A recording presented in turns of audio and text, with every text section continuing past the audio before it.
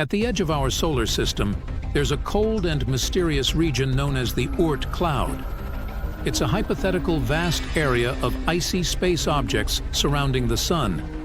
It's believed to lie far, far away from our star, from 2,000 to 5,000 astronomical units. For comparison, Pluto's orbit carries the planet between 30 and 50 astronomical units from the Sun. And there, in this freezing emptiness, a rogue planet may be hiding right at the moment. At least, that's what new research has recently suggested. Rogue planets are called this way because they don't orbit around any star. They wander the galaxy alone, totally untethered. Without stars, they don't have days or nights, only eternal darkness. Rogue planets are usually kicked out of their planetary systems, doomed to a solitary existence of circling the center of the galaxy on their own. Of the thousands of planets scientists have detected outside of our solar system, only a dozen or so are starless and cruising on their own. At the same time, there might be billions or even trillions of rogue planets wandering around our galaxy. If these estimations are true, it might mean that the Milky Way contains more free-floating planets than stars. Anyway, in 1907, one astronomer started a search for Planet X. It's a hypothetical giant planet moving around the Sun beyond the orbit of Neptune. The scientist was convinced that this planet existed because he had observed some irregularities in the orbits of Uranus and Neptune. His idea led to the discovery of Pluto in 1930. But the dwarf planet was too small to have any serious gravitational impact on the orbit of Neptune, let alone Uranus.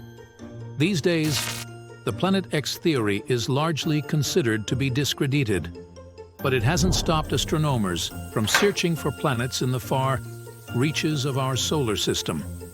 And shockingly, a new study claims there might be one or even more out there, but much, much further away than predicted. An international team of scientists has recently simulated the unstable celestial mechanisms of the early solar system. They've discovered that there's a possibility that a few planet-sized bodies might have come to rest in the Oort cloud. You see, about 4.5 billion years ago, when the solar system was just forming, it was a hectic and unsettled place. Gravity sent debris from the cooling protoplanetary dust cloud hurtling around like cosmic tennis balls. From time to time, large chunks of this debris, even planet-sized ones, were sent flying far enough to escape the Sun's gravity altogether. Such pieces of debris turned into rogue planets. Researchers have seen such space wanderers in distant exoplanetary systems, but according to them, there's a 0.5% chance that one or more of those wayward planets formed in the solar system and ended up in the Oort cloud after drifting away from the Sun. At the same time, it's slightly more likely that a rogue, Neptune-like planet was snagged by the Sun's gravity from another planetary system. And then, this planet came to rest somewhere in the Oort cloud. The chances that this scenario is true reach 7%. If this turns out to be the case, then a space body similar to Planet X might indeed be hiding out there, on the outskirts of our solar system. The only problem is that it would still be too far away to have any impact on Neptune's orbit. In any case, most researchers are convinced that the Oort cloud is made up of a collection of way smaller icy objects. But given the distance to the Oort cloud and its enormous size, we may never really figure out what is lurking out there.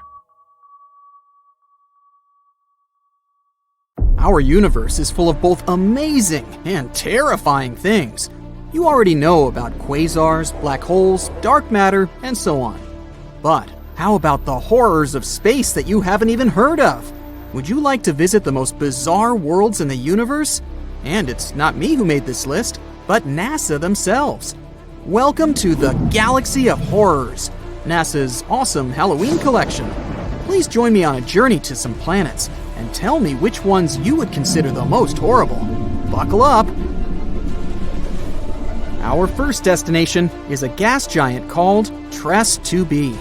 It's located 750 light-years away from us. If we used a regular spaceship, it would take us about 10 million years to get there. TRES-2b orbits a yellow dwarf, a star similar to our Sun. It also weighs about 1.5 times more than Jupiter. So, what's so special about it? Well, if you're afraid of the dark, you definitely don't want to visit this place. It's the planet of eternal night, the darkest one of all the planets known to us. But it's not that far from its star, so why is that? The thing is, the surface of TRES-2b reflects light even worse than coal does. Because of this, it seems that there's no light at all. If you were flying across the surface of this planet, it would be like walking with a blindfold on your eyes. Oh wait, actually there is some light. An eerie, deep red glow surrounds the surface of the planet. This glow is created by the burning atmosphere, which makes TRES-2b a scorching planet. The air there is even hotter than lava. Oh, but if you think that was bad, let me show you the next place of our horror journey. NASA wasn't beating about the bush while nicknaming this one. Now, we're not just talking about one planet, but 3 at once. They're also located quite far away, 2,300 light-years from the Sun. We would have reached them by ship in about 35 million years. All the planets are in the constellation Virgo, and each is extremely light, much lighter than the Earth. These 3 exoplanets are called Poltergeist, Dragger, and Phobator. Cool names, huh? It's because each of these planets is about to become a ghost soon. The thing is, they don't revolve around a star, but around a pulsar. Pulsars are rotating neutron stars with an extremely powerful magnetic field. In simple words, these are the stars that exploded one day. After the explosion, they usually emit such a powerful pulse that it causes the star to rotate at an unimaginable speed, several thousand rotations per second. At the same time, they constantly emit electromagnetic pulses that affect everything around them. So, you've probably already guessed what's happening with our zombie planets. They're slowly, gradually being destroyed under the gigantic influence of radiation. One day, they'll disappear without a trace. Ghost-like planets orbiting an undead star? Yeah, Zombie World is a fitting name. It's also not surprising that scientists nicknamed this pulsar Lich, despite the long official name. Well, at least these guys stick together on their final dance. This planet has a long name, so bear with me. HD 189733b. This gas giant is 65 light-years away from us. It would have taken around 1 million years to get there on a spaceship. This planet is slightly more massive than Jupiter and orbits its star, an orange dwarf, all alone. At first glance, it may seem friendly. A pleasant blue color and curls on the surface. Kind of resembles a summer sky or foam on sea waves, right? Oh, looks are very deceptive, my friend. This planet has a pleasant cobalt blue color due to the hazy blowtorched atmosphere. This atmosphere contains silicates that condense when heated. In other words, the clouds on this planet have rain made of glass. Yes, it rains hot glass shards here. Oh, and if that's not enough, there's a raging wind on the surface, which is moving at a speed of 5,400 miles per hour. Just to compare, the fastest wind on Earth had a speed of 254 miles per hour, about 20 times weaker. And because of this, hundreds of thousands of glass shards rush horizontally across the planet's surface at breakneck speed. I really don't envy anyone who would want to try to land there. By the way, this isn't the only example of strange rains in our universe. For example, it rains molten iron on the planet Dimidium. Or let's take so-called carbon planets. Their existence hasn't yet been proven, but if they do exist, there would be tons of black poisonous clouds, and it would rain pure gasoline and hot liquid asphalt. Oh, and also, raindrops would explode upon touching the surface. Nothing special. The next planet, though, is actually really strange. It didn't just revolve around its star, it lived inside the star. This cosmic miracle is called Koi 55b, or Kepler 70b. This planet is very far away from us, 4,000 light-years. it would take about 70 million years on a spaceship. It's twice as light as Earth and fully rotates around its star in just a couple of hours. A long time ago, it was an ordinary Earth-like planet about the size of Jupiter. It was peacefully and calmly orbiting its red dwarf star, KOI 55. But everything changed about 700 million years ago. Perhaps you've heard that in a couple billion years, our sun will begin to expand into a huge star, absorbing everything in its path. Well, this is the fate of red dwarfs. Sooner or later, they increase, turning into incredibly hot blue giants. The same thing happened with KOI 55. This star began to increase in size and heat up in temperature, gradually turning into a blue-white giant. It was ready to devour its nearest planets. But KOI 55b didn't care about it. When the star reached it, this planet just settled inside. And moreover, after some time, it left its star, simply returning to the new orbit. How was that even possible? Life inside its star turned KOI 55b into a red-hot round stone. It's one of the hottest planets we've discovered so far. The temperature on it reaches 12,000 degrees Fahrenheit. It's hotter than the sun, which is, let me remind you, an actual star. And for some reason, it's still alive and lives as if nothing happened. Unfortunately, sooner or later, the planet will disappear anyway. It's slowly evaporating itself due to the incandescent atmosphere. But still, it somehow managed to survive the journey through the star, which isn't typical for regular planets, to put it mildly. I envy this willpower. However, not all planets are so lucky. Some are gradually being destroyed by their stars, and there is even an entire system among them. This last planet is a sad loner. It's located 870 light-years away from us. The journey by ship to it would take about 25 million years. This planet is about 1.5 times more massive than Jupiter. This is a very sad, dark planet.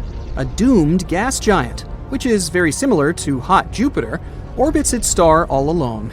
At the same time, it's located so close to its star that its orbital period takes just 1 day. Of course, because of this proximity, the star gradually absorbs WASP-12b. The scorching heat of the star is slowly destroying and devouring the planet's atmosphere. The planet has only around 10 million years left. But what's more interesting, because of this stretching, WASP-12b acquired the shape of an egg. It doesn't even resemble an actual planet anymore. It's also very hot. The surface temperature of the gas giant reaches 4,000 degrees Fahrenheit. Also, a spectrograph of cosmic origin, or COS for short, found that the planet exchanges matter with its star. They're located so close that they give each other part of their chemical elements. This is a common phenomenon in closely spaced binary star systems, but this is the first time scientists have seen this in a star-planet relationship. What a unique system. To be honest, if I was guaranteed complete security, I'd be excited to visit at least some of them. What about you? Please let me know in the comments. So, once they explode, stars aren't supposed to come back to life. But some of the stars somehow have survived the great supernova explosion. Such zombie stars are pretty rare. Scientists found a really big one called LP-4365. It's a partially burnt white dwarf. Now, a white dwarf is a star that has burned up all of the hydrogen, and that hydrogen was previously its nuclear fuel. In this case, the final explosion was maybe weaker than it usually is, not powerful enough to destroy the entire star. It's like a star wanted to explode but didn't make it, which is why part of the matter still survived. One of those zombie stars used to be a white dwarf, or just left over from an explosion. It gobbled up too much from another star and, surprisingly, managed to explode once again. If you manage to go to the moon one day and see fresh footprints, that doesn't mean there's someone else there with you. Footprints or similar marks can last for 1,000,000 years over there because the moon doesn't have an atmosphere. There are no winds, not even a breeze, that can slowly erase those footprints. In outer space, you'd be strong enough to weld two pieces of metal together with your own hands. Okay, it has nothing to do with your strength. You could just press them together with no effort, and that's it. Oxygen in our atmosphere makes a thin layer on the surface of the metal. It's like a barrier, which is why such a trick is impossible on Earth, but perfectly logical in outer space. If you ever go to space, don't take off your spacesuit unless you're on a spaceship. Air in your lungs would expand, as well as the oxygen in the rest of your body. You'd be like a balloon, twice your regular size. Good news? The skin is elastic enough to hold you together, which means you wouldn't explode. Yeah, small comfort, huh? If you watch a very touching movie in space and start crying, your tears won't run down. They will gather around your eyeballs. Your eyes will get too dry, so you'll feel like they're burning. Any exposed liquid on your body will vaporize, including the surfaces of your tongue. Speaking of burning, there's one thing fire can't do in space. Fire can spread when there's a flow of oxygen, and since there's not any in space. If the fire breaks out in a rocket, you can simply turn off the ventilation system and voila! It can get more complicated if there's intense smoke, sparking, and material melting in conditions of reduced gravity. Regular foam fire extinguishers we use on Earth are useless here because they release foam randomly. Researchers are developing a fire extinguisher that will put out fires by using sound waves. The bigger the sound intensity, the bigger the flame they can put out. But the astronauts might end up deaf if the frequency is too high. A black hole is not like some starving monster that wanders around and has gravity so strong nothing can really escape it. When something comes close to the point of no return, which we also call the event horizon, it disappears. No way back. But quantum physics claims nothing can really destroy data, so it's a true paradox.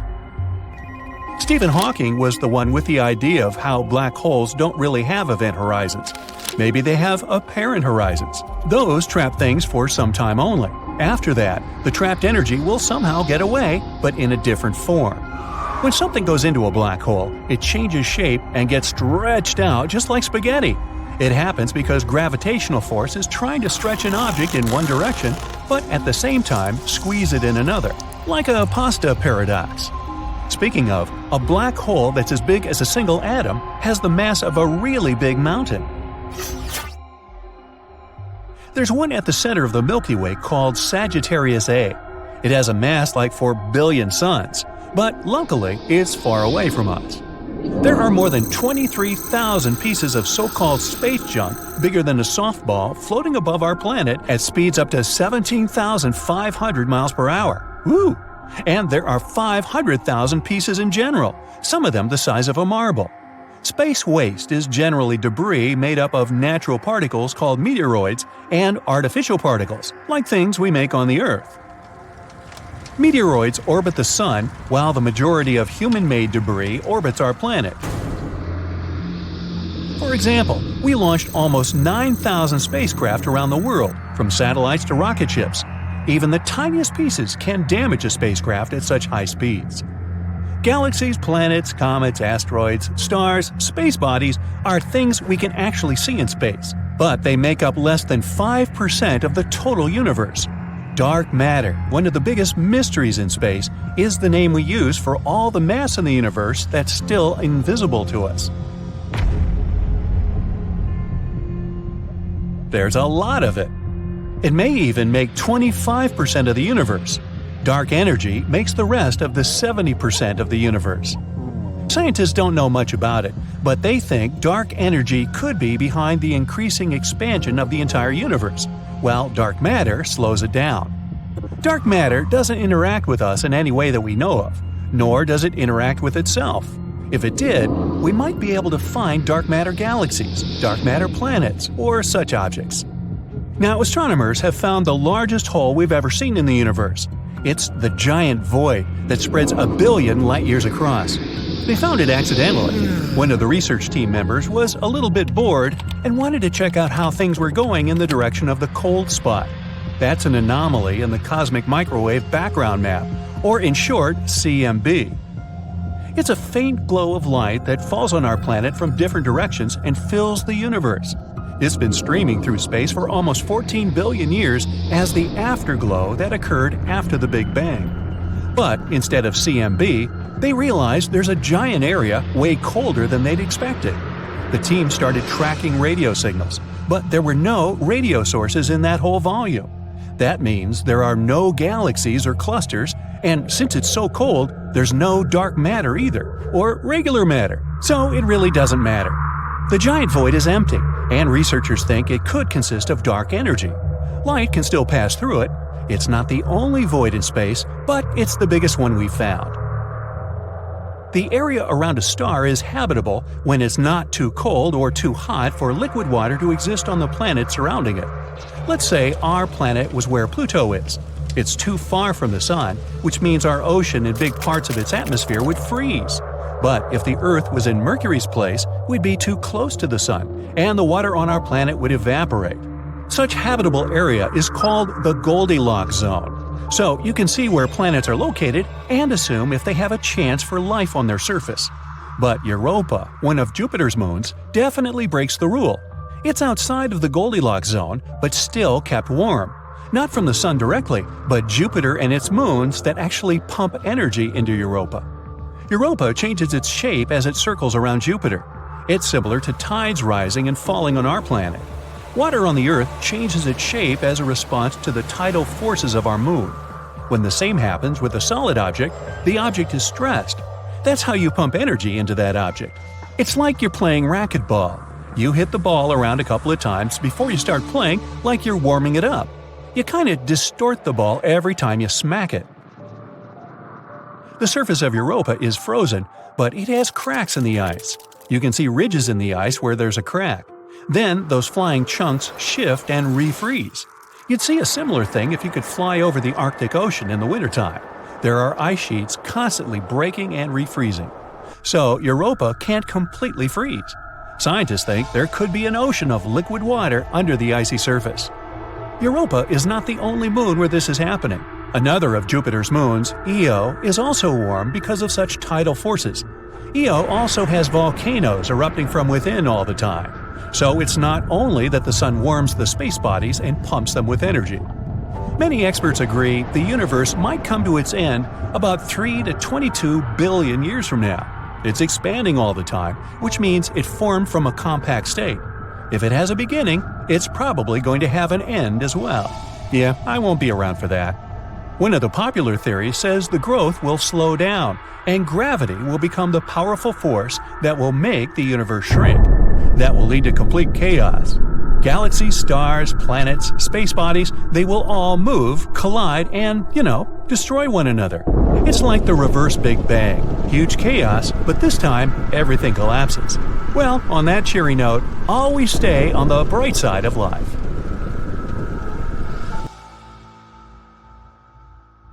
Scientists used to believe that the rocky planets of our solar system, like Earth, Mercury, Mars, and Venus, were created by a very rapid gravitational collapse of a cloud of dust. But in the 1960s, the Apollo space program made them change their opinion. After studying the moon's craters, astronomers discovered that they had formed about 4.5 billion years ago. The craters were created by numerous impacts of space objects, but then the number of collisions miraculously decreased. After scientists made this observation, the theory of accretion became popular again. Its main idea is that planets grow gradually, step by step. It happens like this. First, cosmic dust lumps together. With time, these tiny lumps turn into gravel. Gravel becomes small balls, then big balls, then tiny planets, also known as planetesimals. And finally, this dust ends up the size of the moon. As planetesimals become larger, their number decreases. As a result, the number of collisions between planetesimals drops too. It means there are fewer objects that can participate in the process of accretion. That's why it takes so long to build up a large planet. According to astronomers' calculations, more than 100 million years might pass between the formation of a space body 6 miles across and the time when it reaches the size of Earth. During the process of accretion, our planet went through some serious thermal events, and the consequences of these disasters directed its evolution. For example, large space objects slammed into the surface of the planet, producing incredible heat in its interior and thus melting the cosmic dust found there. It created something like a giant boiler located about 250 miles underground. I'm talking about the ocean of magma. It was active for millions of years, resulting in countless volcanic eruptions. When Earth was still very young, the heat caused by volcanism and lava escaping from the interior of the planet was intensified by the constant collisions with huge objects. Some of them could be the size of the Moon, or maybe even Mars. Of course, no life formation was possible during that period. The Apollo program also encouraged scientists to try to reconstruct the development of the early days of our planet. Some time ago, such a study was believed to be impossible because the remnants of the early Earth had been destroyed by its own activity. But then, in the 1960s, isotope geology appeared and proved that it was possible. So geochemists started to apply this technique to figure out the evolution of Earth. They found out that the accretion of our planet led to its differentiation. First, the core was formed. This core was and still is the source of Earth's magnetic field. Then, it was time for the atmosphere to surround the planet. Despite the almost constant collisions with meteorites, Earth continued to grow and managed to retain its atmosphere. Later, continents emerged on the planet. One theory suggests that these giant landmasses are the only part of Earth's crust that hasn't been recycled and destroyed during the geothermal cycle fueled by the processes going on in the mantle. Geologic activity, which includes plate tectonics and erosion, has got rid of almost all ancient rocks. Very few pieces have survived this ruthless geologic machine. Luckily, the continents provide some form of memory. The records of early life can be read in their rocks.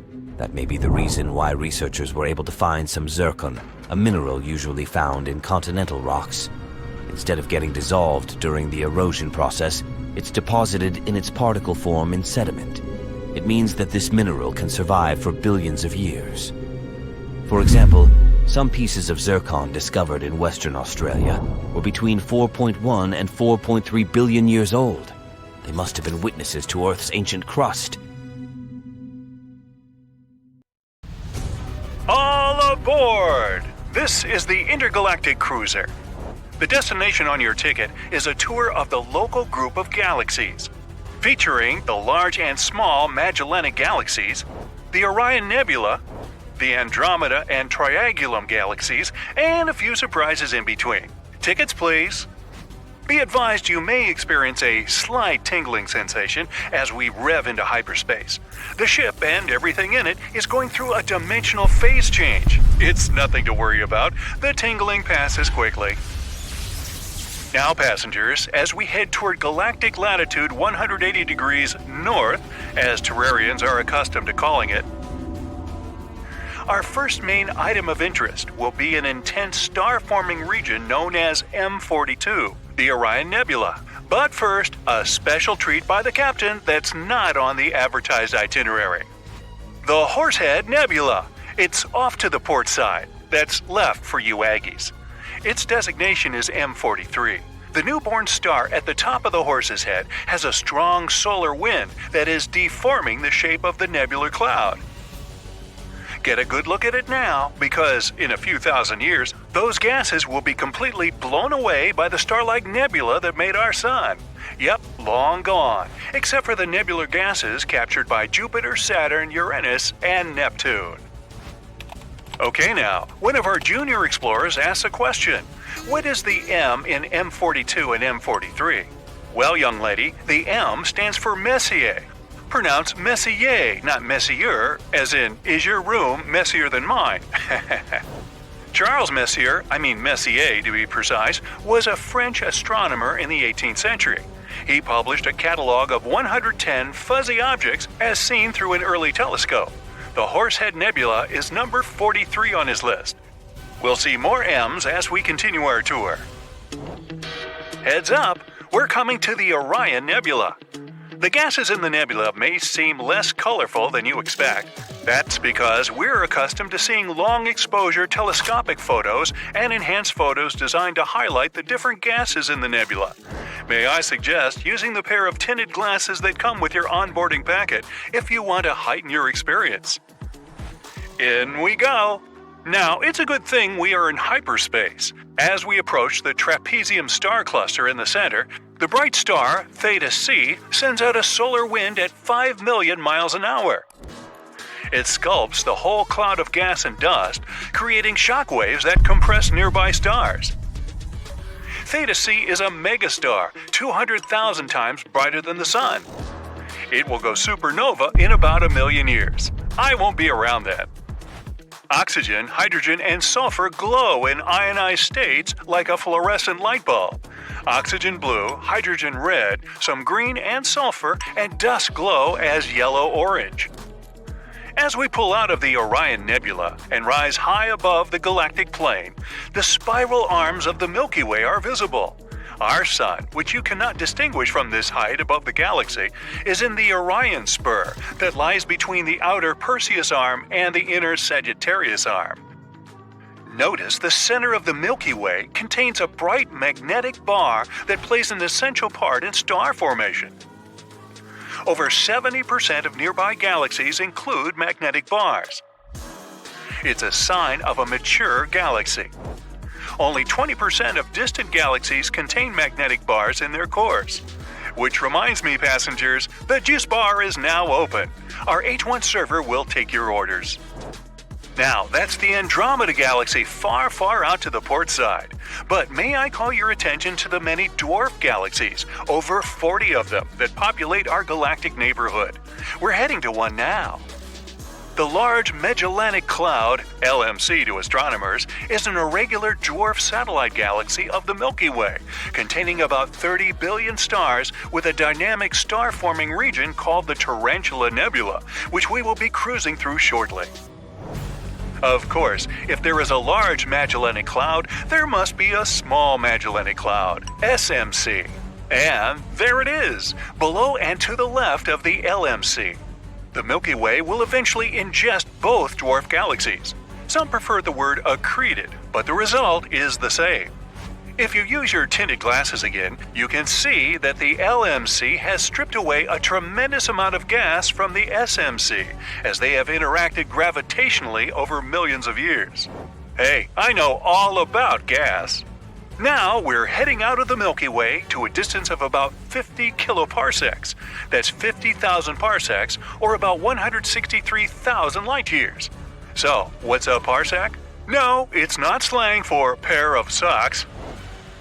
A parsec is about 3.26 light years. A light year is about 5.88 trillion miles. The word parsec is a combination of two words, parallax and second. Parallax is the shift an object seems to make when viewed from two different perspectives.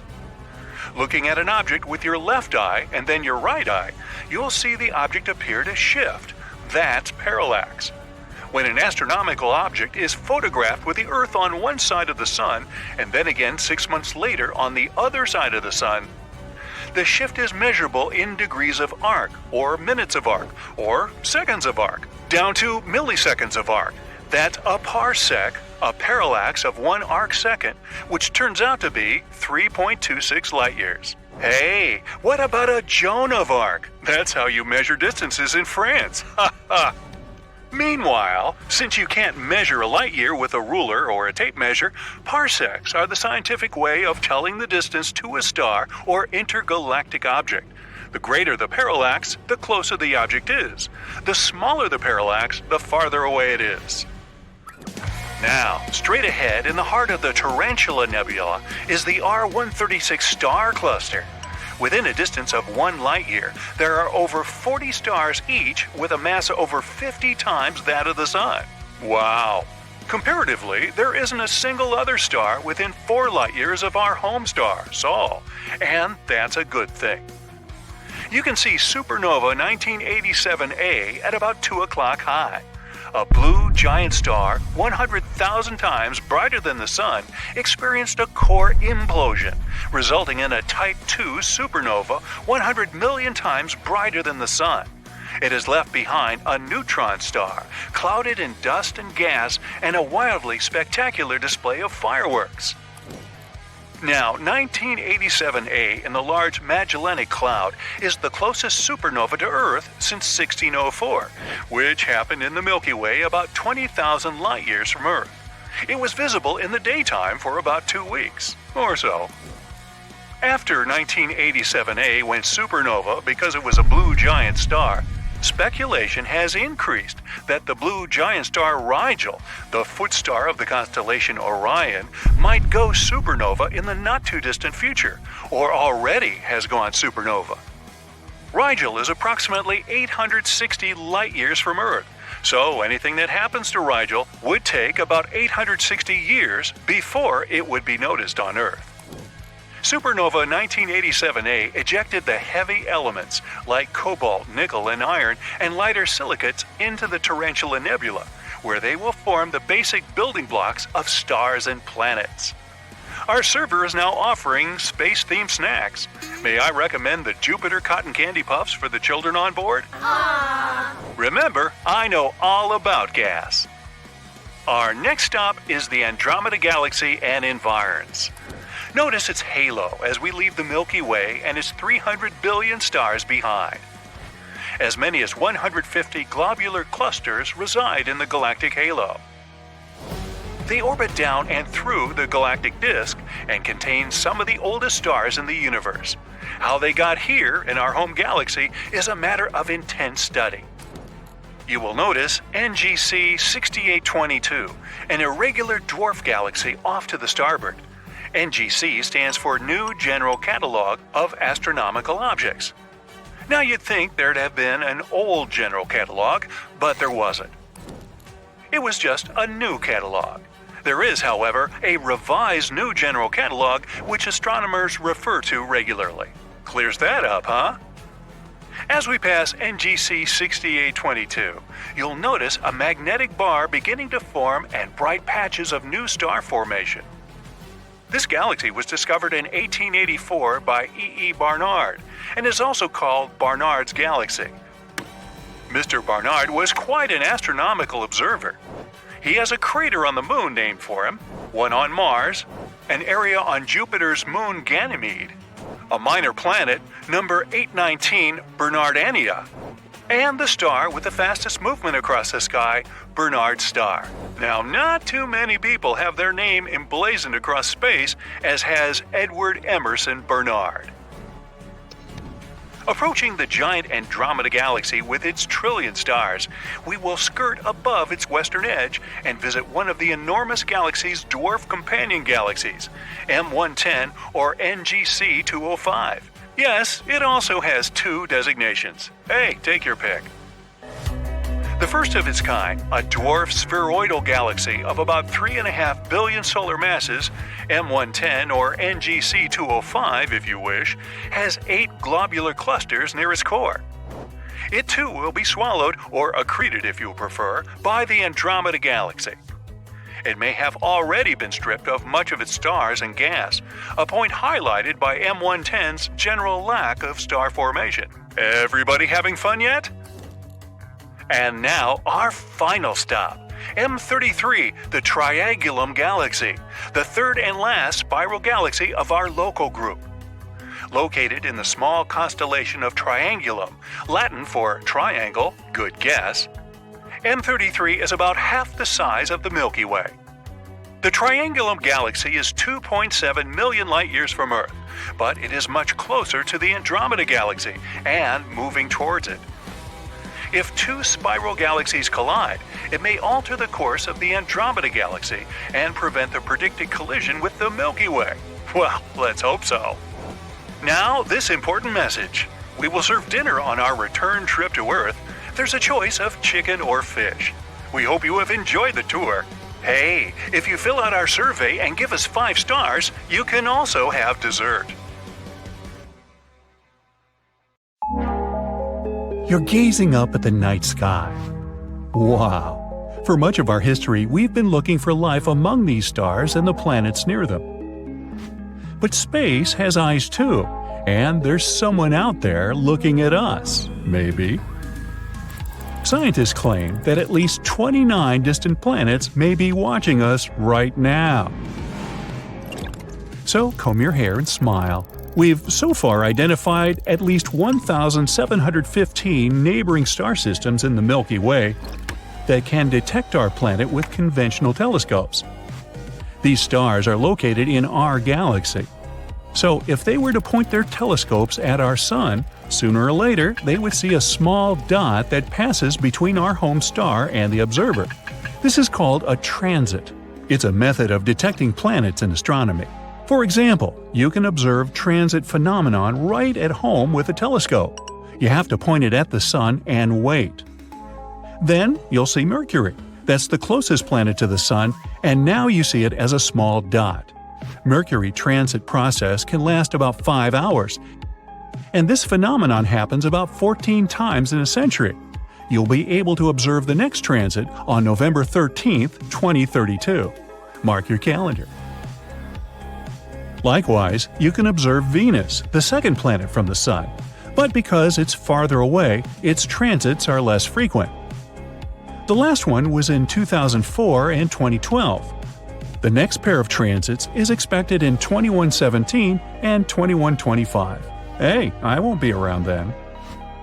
So these star systems have the opportunity to observe our planet. But long-range telescopes work a little differently. Actually, the observer will not see a black dot with the Sun in the background. The telescope will measure the brightness of our star. When Earth begins its transit between the Sun and the observer, the telescope will record a slight drop in the brightness of the star because our planet is blocking the path of the Sun's rays. Those faraway scientists of extraterrestrial civilizations will be able to calculate this drop in brightness and determine the size of our planet. But not all 1,700-plus star systems may have extraterrestrial life. Scientists have narrowed it down to 29 planets near some of these stars. They're potentially habitable. That means these planets are roughly Earth-like in size and within the habitable zone of their host star. That means they're not too close to the star, so it's not too hot for potential life. The water doesn't evaporate there like in a boiling pot. And they're not too far away, so it's not too cold and the water doesn't freeze into thick sheets of ice. And since water is the basis of life, we can assume that civilization might exist there. Theoretically, these planets could have seen Earth transits in the last 5,000 years.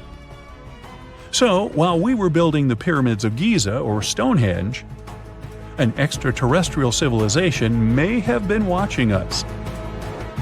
One of these planets is only 11 light-years from our home. Near the Ross 128 star, a red dwarf in the constellation Virgo. There's an exoplanet about twice the size of Earth and right in the habitable zone of its host star. Theoretically, the inhabitants of this planet could see Earth transit the Sun on a regular basis for 2,000 years. But about 900 years ago, the planet lost its position and can no longer continue observation. The other planet where Earth can be seen transiting is 12.5 light-years away, near the star called Teegarden. The window for observing our planet will open there in about 29 years. We're betting heavily on the TRAPPIST-1 star system. It hosts at least 7 exoplanets, almost like our solar system.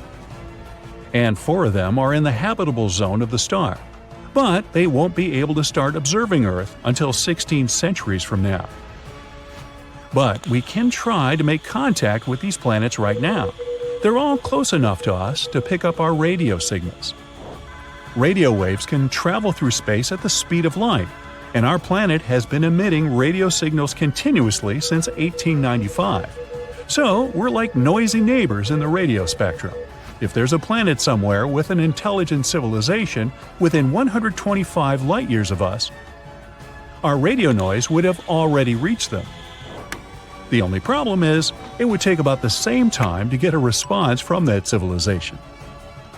The other problem with radio is that any civilization uses it for a relatively short period. Even now on Earth, We use Bluetooth and fiber optics more than radio, except for maybe traffic reports. And over time, all the radio noise we create will simply disappear. Also, radio communication assumes that an extraterrestrial civilization is advanced enough to use this technology. But who knows? Maybe there are life forms in space that are really different from ours. Our radio signals already could have reached that planet, but its inhabitants simply aren't capable of receiving them. And the moment these life forms build antennas to receive the signal, we'll no longer emit them. But we don't lose hope, and we even send encrypted radio signals into space to communicate with extraterrestrial civilizations. In 1974, we sent the Arecibo message into interstellar space. If some civilization can decipher it, they'll get a rectangle like this. It has all the information about humanity. At the top is our number system, then the atomic numbers, and then our DNA, which is pictured below. Then a human being itself, of course. Below is a diagram of our solar system. Earth, the third planet from the Sun, is slightly elevated. This is how the extraterrestrial civilization will understand which planet this message came from. Below is a diagram of the Arecibo radio telescope itself. Another option how to deliver a message to a distant planet is to literally send a mail delivery there. It could be a space probe. And we've already done that. These are Voyagers 1 and 2. They were launched in 1977 and are still operational. In 2012, Voyager 1 became the first ever human-made object in interstellar space. It travels to distant stars and carries a message written on a golden record. The disk contains greetings in 55 Earth languages, a lot of music from different parts of our planet. Different sounds like ocean noise, human voices, and animal sounds. In addition, there are 116 images on the record. These are pictures of people and earthly landscapes. In these pictures, there's information about the Sun and our DNA.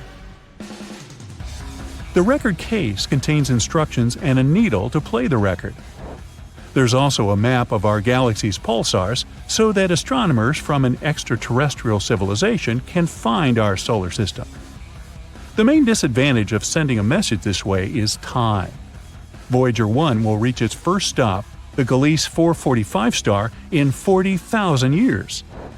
Voyager 2 will reach the Ross 248 star in 42,000 years. And in about 296,000 years, it'll pass Sirius, the brightest star in the night sky. I can't wait. Also, an extraterrestrial civilization can detect us with calculations and formulas. All it takes is a little observation of the Sun. In star systems with planets, the host star doesn't stand still.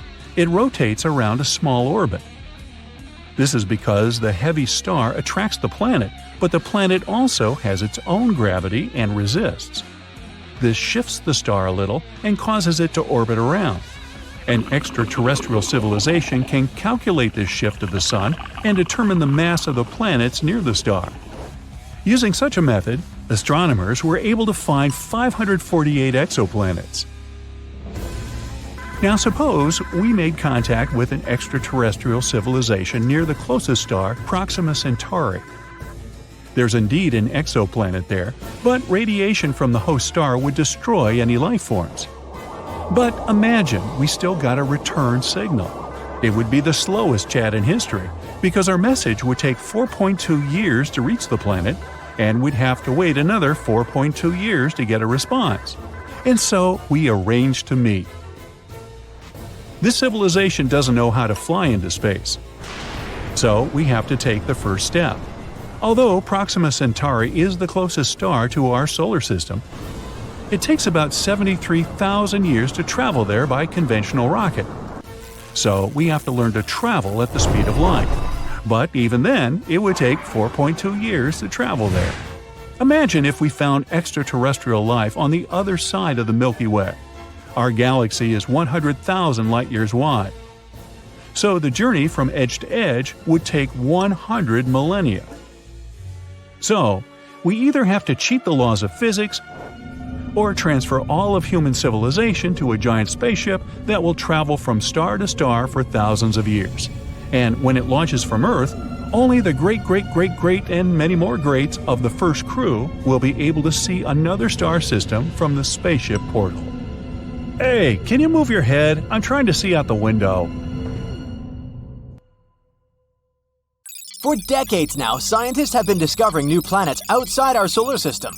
By 2023, we've found more than 5,000 of them, and many of these exoplanets could potentially even have life. Now, if you're ready for a wild ride through space, let's find out what potentially habitable planets we've discovered in the last few years. LP890-9b and LP890-9c. Buckle up because we're heading to LP890-9, a red dwarf star located a whopping 105 light-years away from Earth. This star is quite cool compared to our Sun, in terms of temperature, of course. It has a temperature of about 4,700 degrees Fahrenheit. Now, this little guy may be small, but is packed with surprises. For example, 2 exoplanets orbiting around it. Moreover, both of these planets are likely terrestrial, meaning they are rocky, just like Earth. First up, we have LP90-9b, which was discovered in 2022 using the TESS telescope and later confirmed by the Speculoos telescope. This planet is a super-Earth, weighing in at about 13 times the mass of our own planet. It's also slightly bigger than Earth, with a radius about 1.3 times larger. And if you thought Mercury's orbit around the Sun was quick, just wait until you hear about LP890-9b. It takes about 3 days to complete one lap around its star. Imagine falling asleep in freezing winter and waking up in hot summer. But the real showstopper here is LP890-9c. This one was discovered by the Speculoos telescope. It's a bit further out from the star and takes a leisurely 2.5 times longer to orbit than LP890-9b. It's also a bit larger than Earth. But its real claim to fame is its location within the habitable zone of its star. That means it could potentially have liquid water on its surface and a climate suitable for life. Now, this planet becomes a prime candidate for studying its atmosphere using the James Webb Space Telescope. But hold on. It's not all sunshine and rainbows for LP890-9c. It's also really close to its star, meaning it's full of radiation that could potentially make it less habitable. And to top it off, it's tidally locked, just like our moon. That means one side of the planet is always facing the star and is incredibly hot, while the other is always in the dark and really cold. Scientific models suggest that this planet could be more like Venus in terms of its atmosphere and climate. And Venus isn't known for being human-friendly. But despite these challenges, LP890-9c is still a fascinating exoplanet worth studying further. Who knows what secrets it may hold? Let's move on to the next candidates. GJ1002b and GJ1002c. An international team of scientists, led by researchers at the Instituto de Astrofísica de Canarias, has found 2 Earth-like planets just 16 light-years away from our solar system. They both orbit a red dwarf star called GJ1002. Our Sun is a yellow dwarf, which means that GJ1002 is much cooler and fainter than our own Sun. But that's okay. Both planets are very close to its star, so it shouldn't be too cold or dark on them. These planets, called GJ1002b and GJ1002c, are both in the habitability zone of their star, meaning they could potentially support life. Also, both of them have masses similar to that of Earth. GJ1002b is the inner planet and takes about 10 days to orbit its star, while GJ1002c takes a little over 21 days. These planets are great candidates for studying their atmospheres and could even be targets for future missions to search for signs of life. The most important thing is that these 2 planets could potentially support life, and that's pretty cool. Plus, the fact that they're located so close to us means that we might be able to visit them someday.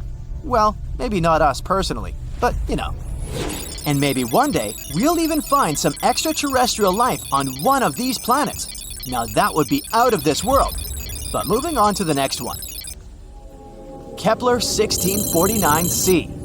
Kepler 1649c, also known as the Lost Exoplanet, was rediscovered in 2022 by scientists using data from NASA's Kepler spacecraft.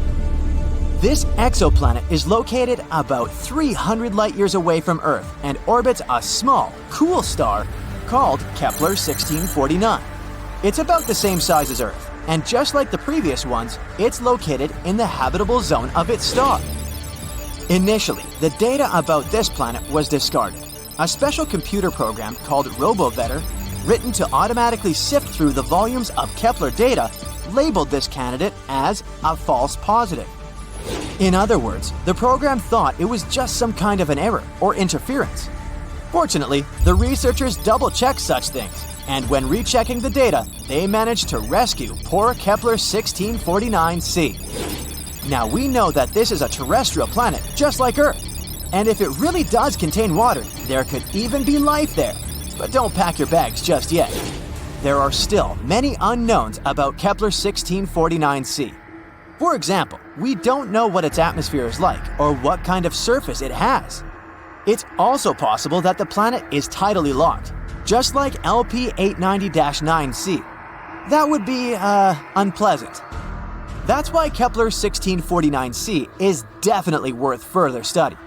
Maybe it turns out to be a perfect place for us to set up a vacation home in the future. Just make sure to bring plenty of sunscreen since the planet is pretty close to its star and things could get pretty toasty.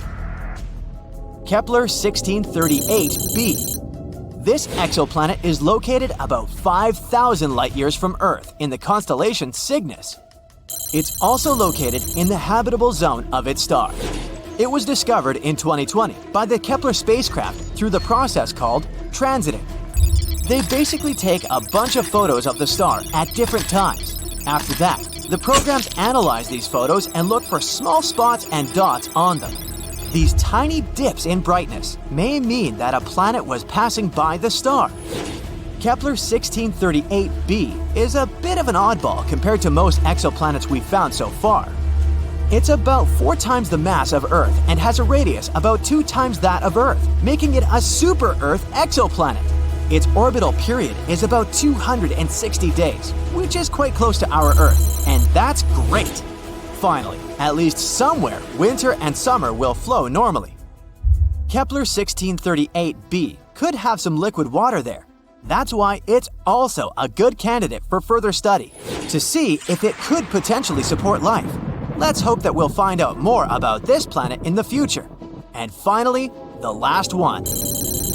Kepler 438b. Kepler 438b is an exoplanet located approximately 640 light-years away from Earth in the constellation Lyra. It was discovered in 2015 by the Kepler Space Telescope. One of the most interesting things about Kepler 438b is its size and location. It's about the same size as Earth and also orbits within the habitable zone of its star. But there are a few catches. For one, Kepler 438b orbits around a red dwarf star, which are known for their high levels of solar radiation and flare-ups. This could make the surface of the planet too hostile for life as we know it. In addition, Kepler 438b has a much shorter year, only around 35 Earth days long. This could lead to extreme temperature fluctuations on the planet's surface, but maybe it's home to some hardy extraterrestrial life forms that have adapted to its unique conditions. Or maybe not. Either way, it's definitely worth keeping an eye on. This is a small list of exoplanets that we've discovered in recent years. Now, with the use of new technologies, we'll be able to find new exoplanets much more often. Let's hope that at least a few of them will really be inhabited.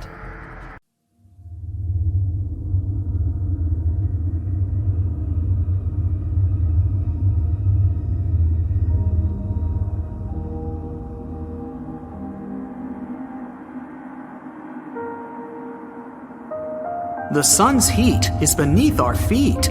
Scientists have figured out that Earth's core is actually as hot as the surface of the sun. around 10,800 degrees Fahrenheit. One of the reasons it's so incredibly hot down there is because Earth is still shedding heat from when it was created billions of years ago. Also, when an object as big as Mars slammed into the young Earth, it not only created the moon, according to one theory, but melted the surface of the planet. A lot of that extra heat is probably still stored inside the core. But there's no need to worry. The planet's core is harder for us to access than it is to probe the surface of Pluto. In fact, chances are we may never develop technology that could physically reach the core. There's no air on the moon. But then, how can it be rusting? Scientists have discovered the presence of hematite on the moon, and it's a kind of rust. A special NASA research instrument examined the light reflected off the moon's surface. It turned out that the composition of the satellite's poles was very different from the rest of it. The moon's surface is dotted with iron-rich rocks, but without oxygen and liquid water, rust can't appear. Solar winds add to the mystery. They bombard the moon with hydrogen, and hydrogen makes it much more difficult for hematite to form. Even though the moon doesn't have an atmosphere, it still has some trace amounts of oxygen. Its source is our planet's upper atmosphere. Earth also protects the moon from almost 100% of solar winds, although not all the time. And even though our natural satellite is bone dry, there might be water ice in the shadowed craters on its far side. A day on Uranus lasts 17 hours, 14 minutes, and 24 seconds. But get this, the planet has a tilt of around 98 degrees, and that makes a season on the gas giant last 21 Earth years. Mars has two moons, Phobos and Deimos. In the next 30 to 50 million years, Mars's gravitational forces will tear Phobos apart, and it will likely result in the formation of a ring around the planet. The Earth is the densest in the solar system. At the Earth's center, there's a core that takes up 15% of the planet's volume. It consists of two parts, the outer and the inner core. The inner core is a solid ball made of iron and nickel. Its radius is 760 miles, which makes 20% of the entire Earth's radius and 80% of the Moon's radius. The 1,500-mile thick outer core is liquid.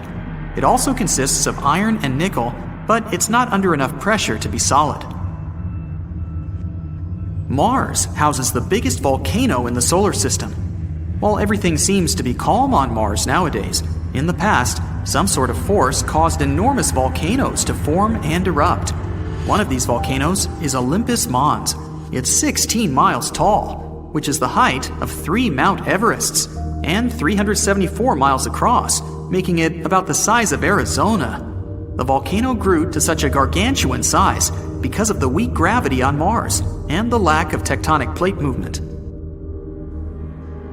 Gravity is not the same everywhere. The rocks, metals, and other minerals and substances that make up the planet are packed into the ground more tightly in certain places than in others. This has surprising consequences. Gravity varies slightly depending on where you are. You weigh 0.5% less standing at the equator than you do at the poles. In most cases, that's a difference of less than 1 pound. How high up you are also has an effect. So if you were at the top of Mount Everest, you'd also weigh slightly less. Just don't look down.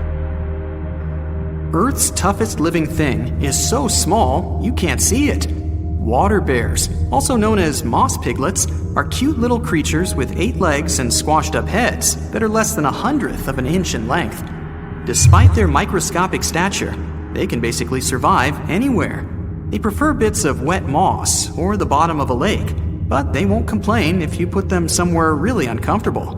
They can endure extreme cold and incredible heat, and survive both huge pressure and high radiation.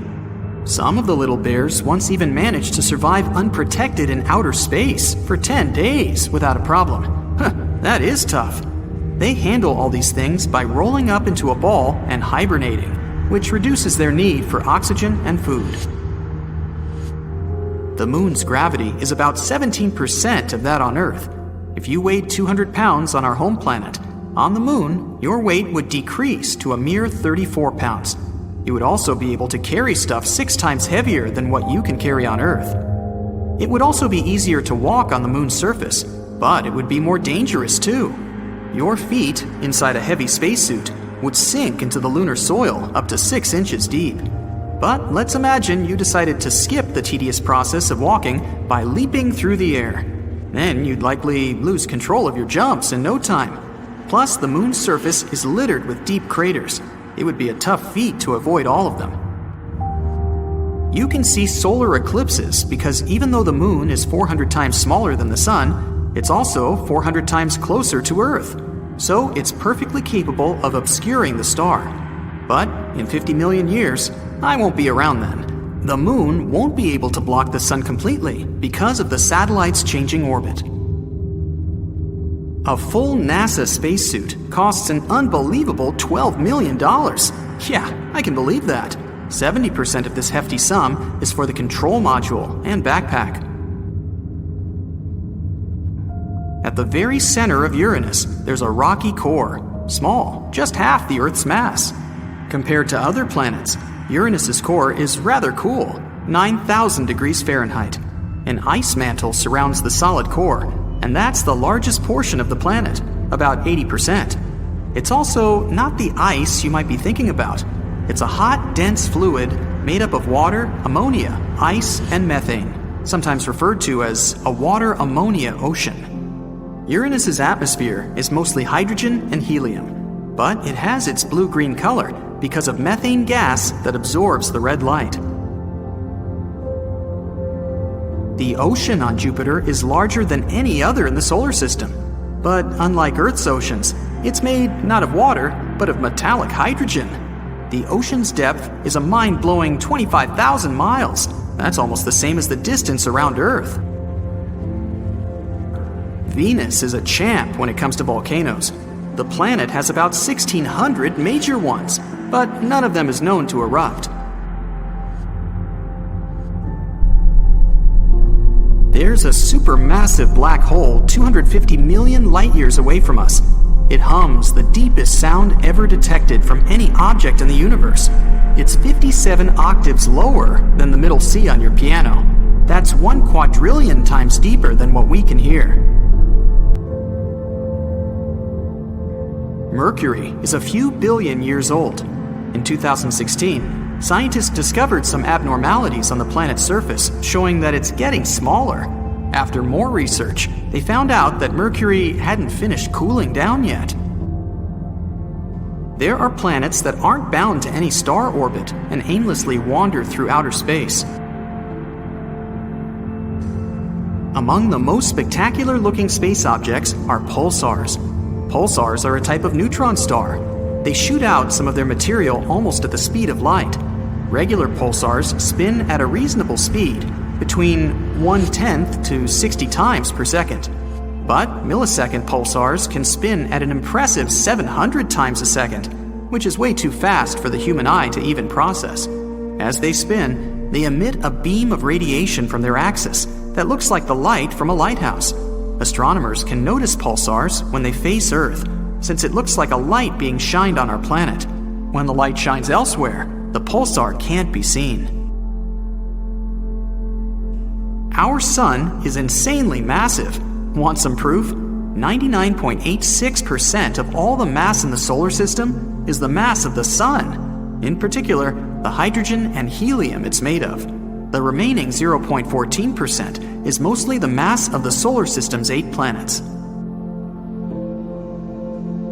Saturn's rings are very thin compared to its size. If you had a scale model of the planet that was 3 feet wide, the rings would be 10,000 times thinner than a razor blade. Even though Venus is the hottest planet in our solar system, it still has snow. But not what you'd expect. It snows metals and rains acid. Not a great vacation spot.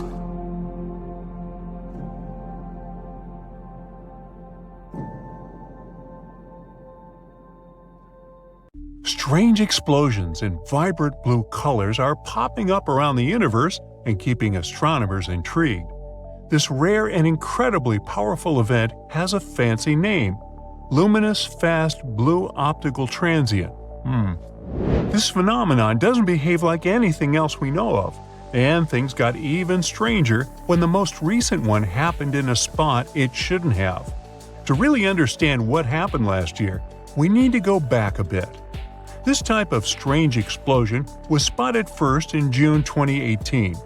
The blue blast happened about 200 million light-years from Earth and got the nickname the Cow. No, this happening didn't resemble a cow at all, but it did have an unusual format. Back then, this blast was the most asymmetrical explosion ever seen by astronomers. It burst into space in a flattened pancake-like shape, not in a typical sphere as they would expect. This phenomenon was similar to a supernova, which is the most common type of cosmic explosion that happens when a star exhausts its nuclear fuel and collapses under its own gravity. However, scientists also noted three crucial differences. Number one, this phenomenon is more powerful than a typical supernova. When it happens, the blue burst emits more energy than an entire galaxy of hundreds of billions of stars like the Sun. Number two, it's much faster. The explosion reaches its peak brightness and fades away within a matter of days, while a supernova can take weeks or even months to completely dissipate. And the last difference, these blue bursts can also be much brighter.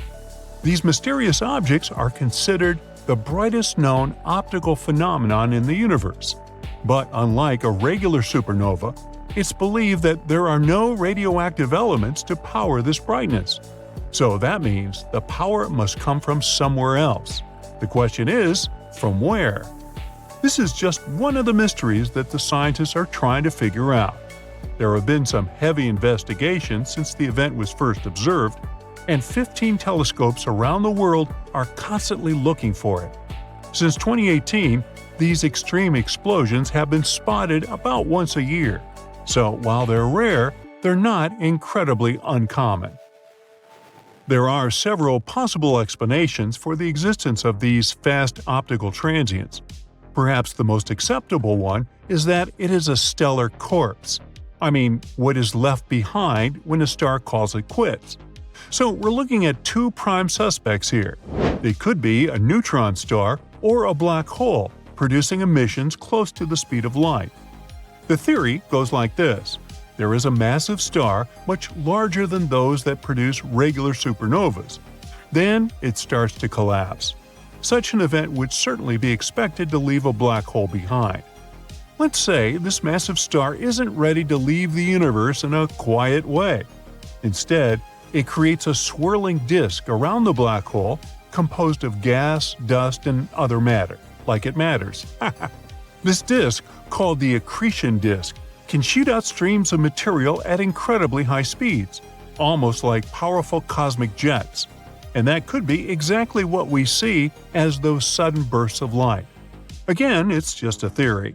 What exactly sets off these blasts remains a mystery, and much more observation and analysis are needed. Experts believe that explaining such an oddity is a scientific gold mine. After all, we're talking about a stellar corpse that isn't just sitting there, it's actually quite active. Now, since this event was first spotted, all similar occurrences that our telescopes have captured happened in the same place. I mean, the explosions always occurred in the spiral arms of different galaxies. But last year, things changed. The Hubble Space Telescope left scientists speechless in April 2023 when its images caught this same type of weird explosion happening for the first time in the middle of nowhere. Well, it didn't happen inside a galaxy as it was supposed to. It happened in the space between two of them. More precisely, about 50,000 light-years from a large spiral galaxy and about 15,000 light-years from a small one. This event is known today as the Finch. Oh great. So when we finally get closer to finding some answers, the unusual location of the Finch phenomenon came to mess it up again. So maybe there is another explanation for it. Speculation began soon after the discovery. One idea is that it could have been a collision between two neutron stars traveling far outside their host galaxies. These two could have been spiraling toward each other for billions of years, and when they collided, they produced a flare over 100 times brighter than a normal supernova. For this hypothesis to be correct, one of these neutron stars would have to be highly magnetized, amplifying the explosion.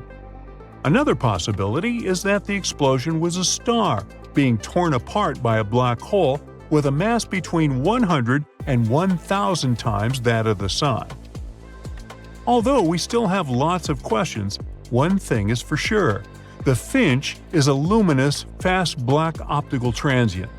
Except for the weird location where it happened, it has all the other characteristics to be classified as one. It's super bright, like me, and super fast, and its origin is super hard to explain. Plus, the data from the Gemini South Telescope, the Chandra X-ray Telescope, and the Very Large Array Radio Telescope have confirmed it. Adding this latest information only makes it harder and harder for researchers to finally find some kind of pattern in this whole event. The Finch isn't the only peculiar event in this category. Let's head back to the year before, to 2022. A blue explosion was spotted in September, and it got the nickname of Tasmanian Devil. Just like the previous ones, this blue burst came up and disappeared very quickly. Then, something mysterious happened. Exactly 100 days later, observers who were still tracking the phenomenon got an early Christmas gift. They observed another flare-up, and it was as bright and fascinating as the original one. Wait, so we're talking about two similar and strange explosions that happened at the same spot and close in time? Well, this was a first. Quickly, 13 telescopes around the globe all had eyes turned toward the Tasmanian Devil event, including one equipped with a high-speed camera. Over the course of 120 days, they managed to capture another 14 irregular light pulses. This was certainly amazing because it proved that instead of showing up once and fading away as expected, the Tasmanian Devil continued to explode with supernova-like energies again and again and again. Can you imagine such power?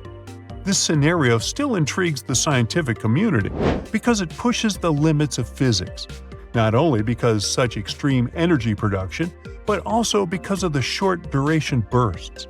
By the way, its flares last from 10 minutes to about 4 hours.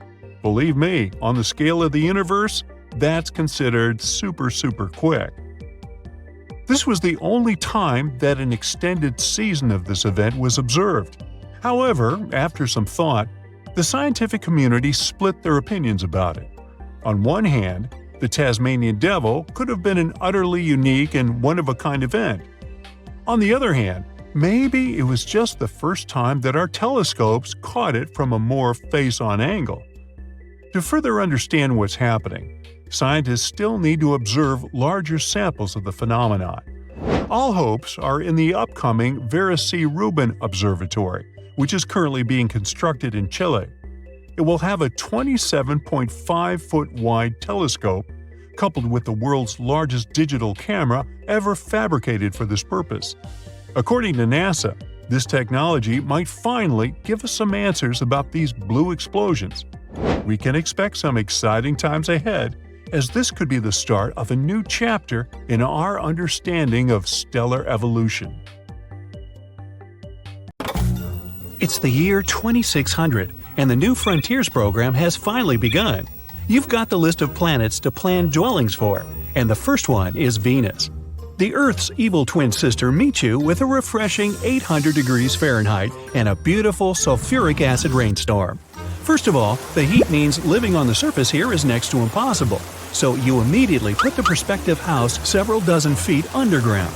The walls, floor, and ceiling must be made of some heat-resistant and durable material, so you make them out of hafnium carbide. Discovered way back in 2016, it withstands temperatures of over 7,000 degrees. Next, you install the air cooling and purification system. It captures the toxic air from the Venusian atmosphere and pulls it through a complex network of filters, delivering breathable air to the dwelling. As an added benefit, the temperature of this air can be easily turned up thanks to what's going on outside. You can create a separate room below the main space and dub it the generator room. The device there will use the almost infinite geothermal energy of the planet to provide the house with electricity. You think for a moment and add a geothermal bathroom as well. There's no water on Venus, but it can be extracted and separated from its acidic clouds. The piping system would include a heating unit for hot water and a cooling unit with liquid nitrogen for cold water. Another separate space is the garden. Since no plants can survive on the surface, you create a spacious hall with bright lights on the ceiling and a sprinkler system throughout the area. You have large patches of soil for vegetables, several acres for fruit plants, and a big patch in the center for a couple of long-living trees like oaks. They'll provide additional oxygen for the whole building. The garden is encased in a shell of hafnium carbide as well, so that the plants don't wilt in the excess heat of the Venusian soil. You check if everything's accounted for and go to your next stop.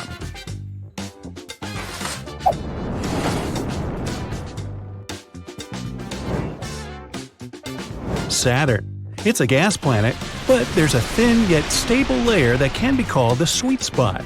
Its temperature is just right for humans to feel fine. You create a hover platform to build your house on. There's just no solid ground on Saturn at all. The platform's equipped with wind-powered turbines. The winds on the gas giant reach incredible speeds, so it will need to counteract them, at the same time feeding from the hurricanes. The pressure and temperature are just about right in this place, so your main concern is the wind again. You make the dwelling low and looking almost like a frisbee for better aerodynamics. The walls and roof are made from a single slab of sturdy metal, so that powerful gusts can't tear the roof away. You also make them several feet thick and add some windows with space-grade glass panes that won't break. Water can be extracted from another layer using a series of similar platforms with built-in pipes. Electricity and heat are no problem either, thanks to the powerful winds. The only problem here is food, but it can be imported from other inhabited planets at first, along with the fertile soil for the garden. You create a space for it on another hover platform for the future. Satisfied with your results, you head to the next destination on your list, Europa. This moon of Jupiter's is covered in a miles-thick crust of ice full of canyons and crevices. But deep below, there's a whole ocean of salt water bigger than all the oceans on old Earth taken together. You take it into account and go for an underground dwelling again. The temperature is freezing, but the closer you are to the hot planetary core, the warmer it is. You place the dwelling as deep as you can to safely extract water from the underground ocean. The walls and ceiling are padded with insulation, and in the cellar, there's a home water purification system that turns salty water into the potable kind. Since there's no atmosphere to speak of, the breathable air is extracted from the ice. As it melts, the water vapor is collected and filtered, then enriched with other necessary substances and delivered to the dwelling. As for food, you go for an unusual solution: edible marine plants and fish. You create a separate tank to cultivate algae right in the ocean, and different kinds of fish can be imported from old Earth and other inhabited planets to breed on Europa. Next stop, Pluto. The tiny dwarf planet, just 1/6 of old Earth in width, has a great potential for terraforming. So you immediately create a big dome for your dwelling. The sun shines much weaker here than in any other place in the solar system, so you make sunlight-enhancing panels all across the dome. They'll allow the surface underneath to receive more light and warmth, bringing the area to a comfortable temperature. The ice on Pluto consists of frozen water, just like on Earth, so you build a station for melting it and collecting the resulting liquid into large tanks for later use. There's also a possible liquid ocean deep under the surface, so you add a deep drilling platform, but put a question mark on it. You don't know if it's going to be useful yet. With the area warmed up and well lit, you make a pretty ordinary dwelling like ones we're used to on old Earth and terraformed Mars. A couple of stories, carbon or titanium alloyed walls and ceiling for durability, and a fortified cellar. Still, you also add emergency insulation padding that will only trigger if something happens to the lighting dome. If it's breached, the temperature will quickly drop to below freezing. There's also very little atmosphere on Pluto, so breathable air will have to be generated from the ice again. This time, you combine the water collecting system with the air generating facility. While one produces potable water, the other will collect vapor and enhance it with all the necessary elements. You even go as far as to create a weather controlling device. It will heat up or cool down different layers of the produced air and mix them together to create winds and rain clouds just like on old Earth. This will allow crops to grow in a more natural environment, and Pluto might even become a green planet one day. Right above, in the dark blue sky, Pluto's biggest moon, Charon, is hanging. It's half the dwarf planet in size, which makes it a spectacular view. Its climate is almost identical to that of Pluto's. In a fit of inspiration, you create a vacation home for Plutonians. Here, under a similar dome, they'll be able to explore another little world and look at their dwarf planet from the other side. Which is always the same side, by the way, like the Earth's moon, which reminds you of the next destination. Zarmina, previously known as Gliese 581g, is 41 light-years away, the longest trip so far. The planet's tidally locked to its sun, which means there's perpetual day on its one side and eternal night on the other. It's not only about light, but heat as well. The day side is much hotter, and the night side is partially covered in ice. Unless we terraform the planet, the most comfortable area to inhabit is right between the two sides, called the Terminator Zone. It's neither too hot nor too cold here, and there's an eternal twilight. The sun is always just above the horizon. The good news is that the atmosphere on Zarmina, although volatile, is rather close to the old Earth's, but you still cover the selected area with a protective dome just in case. Human dwellings here don't have to be specially protected from the elements, and there's liquid water too. You build a pretty generic house, much like the one on Pluto, but then add a few crucial details. First, the weather controlling device. Despite the old Earth-like atmosphere, dwellers will need a stable change of weather to grow crops. Then you cover the dome with moving plates. Living in a constant dust might be pretty depressing, so the plates will move in 12-hour patterns. During the daytime, they will turn to enhance the sunlight, while at night, they'll deflect it back, making the sky dark. After that, you travel to both edges of the Terminator Zone and install geothermal plants. On the hot side, the plant will generate energy for all the settlers' needs and take hot water to use in households. On the cold side, the system will make cold water from the ice. The night side can also be used as a giant refrigerator. Dwellers could store things they need frozen here. To make it easier to access, you stretch the dome from edge to edge and create some simple storage facilities where the night begins in earnest. Many sci-fi movies can make you believe that everything happening in space is accompanied by some kind of sound effect, which is a totally false misconception. In space, no one will hear you scream. There's no air in space. It's an almost perfect vacuum. And the sound waves don't travel through a vacuum. They can't reach your eardrums and make them vibrate, sending signals to your brain. But it's a good thing, especially for astronauts on spacewalks. If not for the quietness of space, they would be constantly overwhelmed by the noise of solar storms. Huge space explosions sure look super impressive. Whether they're scientifically possible or not is another question. Blasts on our home planet look the way they do because of air and gravity. You see, the air functions as an oxidizer, and the outward pressure makes everything fly into the air and then collapse back to the ground. But this process is very different in space, and it looks even cooler. If a blast occurred in space, there would still be some fire despite the lack of air, because some kinds of fuels can act as oxidizers. But it wouldn't be the fire you're imagining now. This cosmic fire would look like an expanding ball of light. It would be a seemingly never-ending process due to microgravity and the lack of air resistance. Nearby spaceships would be in grave danger since the shrapnel would fly outward until something eventually stops it. All comets have beautiful long tails. Huh? It's nothing but a popular misconception. In reality, comets are very difficult space bodies to spot. They usually spend large amounts of time far away from stars. There, in the darkness of space, they remain rather inactive and completely frozen. Comets only get tails once they come close to a star. That's when they start warming up. This process makes them form some kind of a cloudy atmosphere, which is called a coma, and a distinctive tail. The tail always points away from the star that influences the comet. It happens because the tail gets blown in the opposite direction by solar radiation and solar winds. That's why the tail can often be in front of the comet, not trailing after it. The inner and outer planets of the solar system are separated by the asteroid belt, a ring of asteroids and other debris and space objects orbiting around the Sun.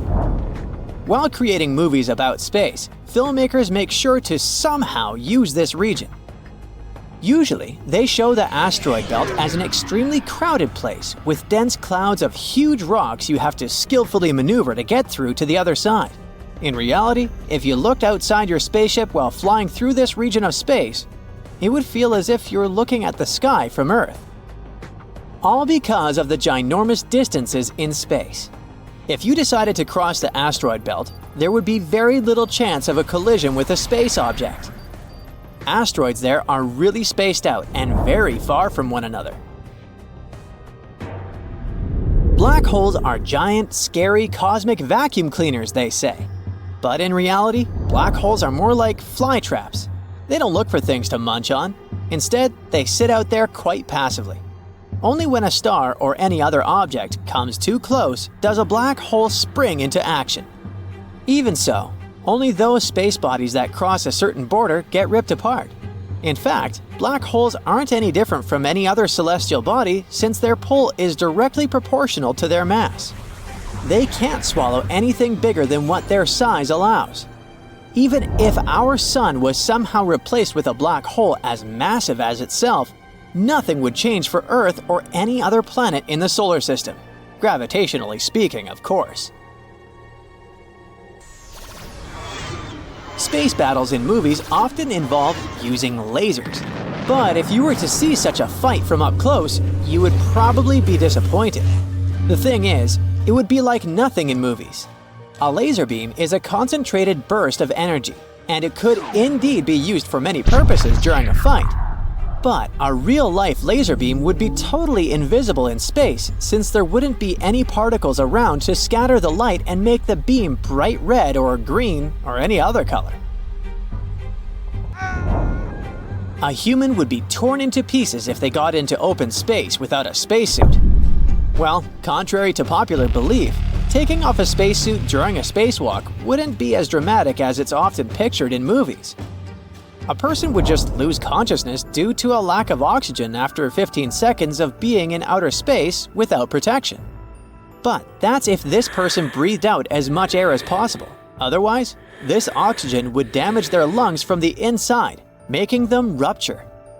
After that, without the protection of the spacesuit, the pressure inside their body would drop. This would cause even more serious trouble. And even though this person definitely wouldn't burst, they wouldn't want to stay outside for too long. People often believe that in space you experience zero gravity, hence the weightlessness astronauts feel on the International Space Station. But that's not exactly true. Gravity is one of the most important forces that exist in the universe. Thanks to it, the Moon orbits Earth and the Sun doesn't float away out of our home Milky Way galaxy. Astronauts on the ISS do experience the effects of gravity, but that's not full-fledged. It's microgravity. The gravity on the space station is only 10% weaker than the gravity on Earth's surface, but astronauts are constantly in freefall. The spacecraft, people inside, and all the objects aboard keep falling forward, not down, but around our planet, following a specific orbit. And since they're all falling together, the crew and the stuff inside seem to be floating. That's why astronauts can move things as heavy as hundreds of pounds with their fingertips. And even though microgravity is often called zero gravity, they are very different things. A light year must mean time, right? Not really. Light years actually measure distance. NASA's definition of a light year goes like this: the total distance that a beam of light moving in a straight line travels in a year. And since light moves at a speed of 186,000 miles per second, a light year equals almost 6 trillion miles. It may seem as if the sun is always on fire. At least that's what it looks like in pictures and in movies. But in reality, our star is a giant ball of gas. Nuclear reactions happening in its core at all times make the sun burn. Every second, hundreds of millions of tons of hydrogen are converted into almost as much helium. During this process, huge amounts of energy are released as gamma rays. Then these rays turn into light. In other words, the sun does emit blinding light and incredible heat, but it's not actually on fire, because no oxygen is involved in the process. The speed of light is believed to be the ultimate barrier for people when it comes to space travel, and it's often thought to be impassable. There are many theories about what it might be like to reach that speed, but none of the equations account for going above it. And still, we know that at least one thing in the universe is faster than the speed of light: the rate of its expansion. Yep, the universe is expanding faster than the speed of light, baffling astronomers and casual sky watchers alike. Or at least we can say so in terms of the speed of different objects, like faraway galaxies relative to each other. At the moment, it's not something scientists understand well. The rate of the expansion of the universe is proportional to how far something is, too. The farther it is from us, the faster it's moving away. But even though we don't get the mechanics of it yet, we've got our proof, even though it's theoretical so far, that some particles might be able to travel faster than the speed of light. Some scientists think there could be more things out there in space that could challenge this speed barrier. All we need to do is find them. Hey Mythbusters! Today we're debunking some classic space myths. Hop on the next space shuttle and let's get to the bottom of these tales once and for all. Picture this. You're floating weightlessly in space, sipping on a cup of delicious hot chocolate, when a peculiar thought pops into your head. Can you scream in outer space? And if yes, would anyone hear that scream? If you've watched the movie Alien, then you know the answer to this one. You can't hear sounds in outer space. It's not that sounds don't exist. It's just that you can't hear them. There's no one better to clarify this myth than Chris Hadfield. He's been on a couple of spacewalks during his life as an astronaut. And once you're out there in the darkness of space, you can't hear anything. All you hear is silence. Complete silence. But hey, just around the corner is a massive ball of explosion, aka the sun. We just can't hear the explosions happening because there's no medium for sound to travel through. It would be quite uncomfortable for an astronaut, though, if they could hear all the noises going on in outer space.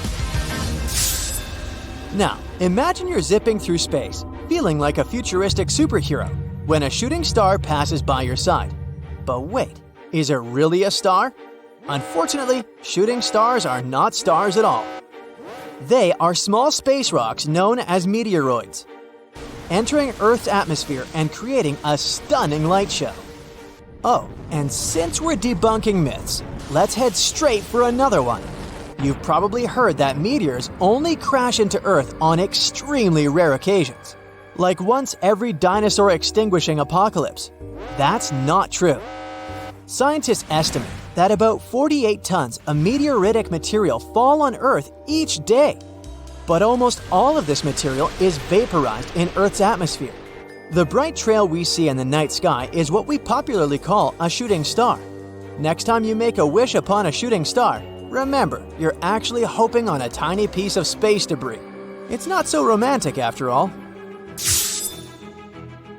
Can we or can we not fly into the stratosphere on air balloons? Apparently, we can. The Earth's stratosphere starts relatively close to the ground, about 7 or 8 miles up from the Earth's surface, but it continues a long way up. If you were to fly yourself all the way into the stratosphere with some type of air balloon, just make sure you have really good equipment at hand. You'll need a special suit and some breathing devices because air starts to get pretty thin the higher you get. Of course, if you do go all the way up, you need to get a picture of the Earth's curvature. So take a chest harness with you where you can put a special camera or something like that. And how about you live stream the whole thing? That would be a first! Imagine it's been 102 days since you left Earth. You've adapted well to life in outer space, but something weird is happening to your body. You're getting taller. How is that even possible? Don't stress about it, it's completely normal. The truth of the matter is, you're not getting taller. This is what happens to your body when it's not under the effect of gravity. Our body has natural space between vertebrae and joints. On Earth, this space is almost completely squeezed due to the force of gravity. But in space, your body gets some time off of the pushing force of gravity and begins to stretch more and more. So yes, astronauts can grow up to 3% taller when they're on long missions. And here's a curiosity. NASA has that all covered when they're tailor-making spacesuits, of course. This way, astronauts will always have extra space in their suits. Once astronauts are back on Earth, the anti-gravity effect will wear off. So maybe they'll spend a few days wearing capri pants before it fits perfectly on their bodies again. Never have I ever pictured an airplane door bursting open mid-flight and a bunch of passengers being sucked into the atmosphere like flying feathers. Well, I'm betting most of you have had similar thoughts when getting inside a plane. Now imagine if this were to happen in outer space. Common knowledge says that if an astronaut is sucked out of an airlock, this person would be burnt to a crisp. Brace yourselves, because this is not only true, but the reality of it is way worse. According to astronaut Chris Hadfield, this is what would happen. The part of your body in the shade of the sun would experience temperatures of negative 418 degrees Fahrenheit, while the part of you getting sunlight would burn at around 480 degrees Fahrenheit. Your lungs would collapse, and your blood would start to boil like tea water. So you would burn, freeze, lose your ability to breathe, and boil. Yikes! How many times have you heard that astronauts have to work out every second of every day, otherwise they'll pass out? This is a complete myth. Remember we talked about gravity earlier? Due to the lack of gravity in outer space, our bodies don't have to do any heavy work. Our torsos don't have to sustain the weight of our heads, and we don't have to make any effort to move our legs because, essentially, there's no walking in outer space. Now imagine living like that for 6 months, or even a year of your life. Your muscles could turn into jello. That's why astronauts work out. They'll strap themselves and run on a treadmill, or they'll do some weightlifting in a special machine. This way, their muscles won't feel the lack of gravity too much. They do need to keep hydrated though. You know what? If I was an astronaut, I'd ask NASA if I could take my super soft water flask up into space with me. You've probably heard that space smells like burnt steak or barbecue sauce. Now, as much as this sounds absurd, this myth is more true than it is false.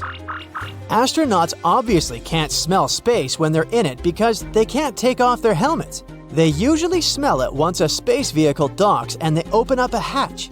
Apparently, what causes this smell is the presence of hydrocarbons that float around in space. Who would have thought, huh? Hey smart people, let me ask you a question. Do you really think that if astronauts fly at the speed of light, they won't age a single second? I knew you'd say no. Let's get a few things straight. First of all, we haven't figured out how to operate vehicles at the speed of light. This would require an immense amount of energy, and we don't have the technology to do that. Second, even if we managed to send a human inside a spacecraft that traveled at the speed of light, this person would still age. They would age differently than the people who remained on Earth, that's a fact, but they would still age. Do you lot really think there's such a thing as immortality? Nah. If you've seen the first Avatar, then you certainly remember that humans only managed to get to Pandora because they traveled in cryosleep. In other words, they froze their bodies, put them in a cryobed, and traveled for years without aging. Yes, this sounds amazing, but we still don't have the technology to do that. Our bodies are mainly made out of water, right? And when you freeze water, it expands. That's why you should never leave soda cans unattended in your freezer. Right now, if we froze a person's body, the water inside of it would expand. harming tissues and organs. So no, we can't cryosleep our way into interstellar travel. Not yet, at least. Here's a crazy thought. What would happen if an astronaut took a drone with him on one of their spacewalks? Unless it's a NASA-designed drone, maybe the thing would freeze and burn like humans would if they went into space without a suit. But hey, a person can dream, can't they? So this year, before September, a star in the constellation of Corona Borealis will explode, and in the Northern Hemisphere, we'll be able to see it with the unaided eye. This star is T Corona Borealis, a white dwarf star 3,000 light-years away from our solar system. It will turn into a nova, which we'll discuss a bit later, in spring or summer. Even though this occurrence is predictable, happening every 80 years, it's still a once-in-a-lifetime event, if you're human. T Corona Borealis is not your regular star. It's actually a binary, two stars orbiting each other. This pair, though, is incredibly special. Occasionally, the stars increase their brightness to such an extent that they become visible on Earth. The white dwarf star is the more massive one of the two. But the most shocking thing about it is that it might pack the same mass as the Sun into a volume only as large as Earth. The companion star, an aging red giant, has already expanded so much that it's dumping its material onto the white dwarf. So it's time for another explosion for these two. It's going to take the star's brightness from magnitude 11 to magnitude 2. You see, in astronomy, magnitude is used to measure the brightness of a star or another celestial object. The brighter it is, the lower the number assigned as a magnitude is. It's like golf, low scores, you know. In our case, it means that we'll be able to see the star with the unaided eye, even in light-polluted skies. Now, we can only see the binary with binoculars in a completely dark sky. After the outburst, T Corona Borealis will remain the brightest star in the constellation of Corona Borealis for a few days before gradually dimming. Now, this event shouldn't be confused with a supernova. In a supernova, a star's core collapses, which leads to its complete destruction. It can only happen to a star 8 times the mass of the Sun.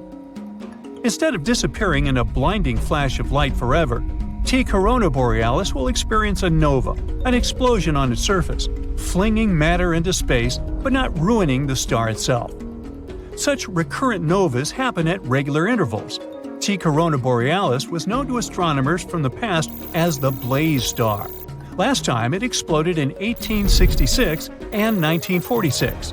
Astronomers from NASA believe it's going to do it again before September this year.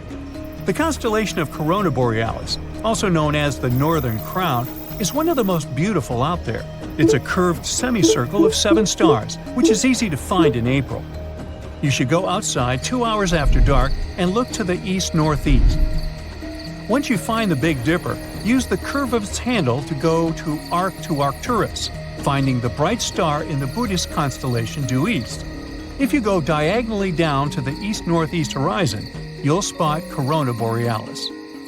Now, if you want to observe the brightening of T Corona Borealis, it might be better if you get acquainted with the region and the stars of the constellation it's in. Once the event begins, you'll be able to compare its brightness against the other stars and observe the thing without using any fancy cameras.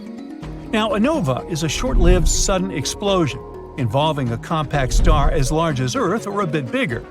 The outburst comes from a white dwarf circling remarkably close to a regular star, so close that a stream of gas flows between them. This gas starts piling up until it creates a layer on the white dwarf's surface, and then it reaches a point where it detonates in a runaway thermonuclear explosion. According to astronomers, around 50 nova happen every year in our galaxy, but not all of them are noticed.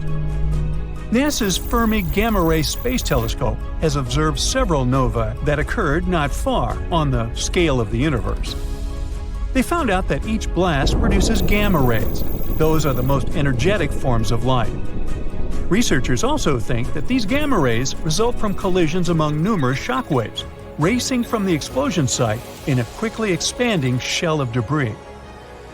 Now, after we've talked about novae, it's time to discuss something much more dramatic: supernovae. It's the largest explosion humans have ever seen. Each blast is a super powerful burst of a star. One kind of supernova is caused by the last hurrah of an extinguishing massive star. It happens to stars at least 5 times the mass of our Sun. Once they near the end of their lives, they go out with a ginormous bang. Huge stars burn incredible amounts of nuclear fuel at their core, producing tons of energy. It makes their centers immensely hot. Heat generates pressure, and this pressure keeps such stars from collapsing. But any star is in balance between 2 opposite forces. Its gravity attempts to squeeze the star into a teeny tiny ball, and the nuclear fuel burning at the core of the star produces powerful outward pressure. Now, when a giant star is running out of fuel, it starts cooling off. Its pressure drops and gravity wins. The star collapses. An enormous object that is millions of times the mass of Earth collapses within 15 seconds. No wonder this brisk process produces enormous shock waves. It makes the outer layers of the star explode. Eventually, an incredibly dense core is all that is left behind, besides a growing cloud of hot gas called a nebula. A black hole, the densest object in the universe, is the result of a supernova of a star around 10 times as massive as our Sun. Also, there's another type of supernova. It usually happens in systems where 2 stars orbit each other, and at least one of these stars is a white dwarf the size of our planet. If such a star collides with another, or pulls too much matter from its neighbor, it can explode into a supernova. Also, supernovae are often so bright they can outshine the combined light of entire galaxies for several days or even months. Supernovae aren't common. Astronomers think just a few of them occur within the century in galaxies like our home Milky Way. But since the universe contains an enormous number of galaxies, we can observe a few hundred supernovae every year outside our galaxy. Unfortunately, space dust blocks our view of most supernovae happening within the Milky Way. Betelgeuse, a late-stage red giant, exploded in 2019, but it wasn't the event we expected to see. This star is found in the constellation of Orion and is huge, so big that if we moved it to the center of our solar system, its outer edge would go way beyond the orbit of Jupiter.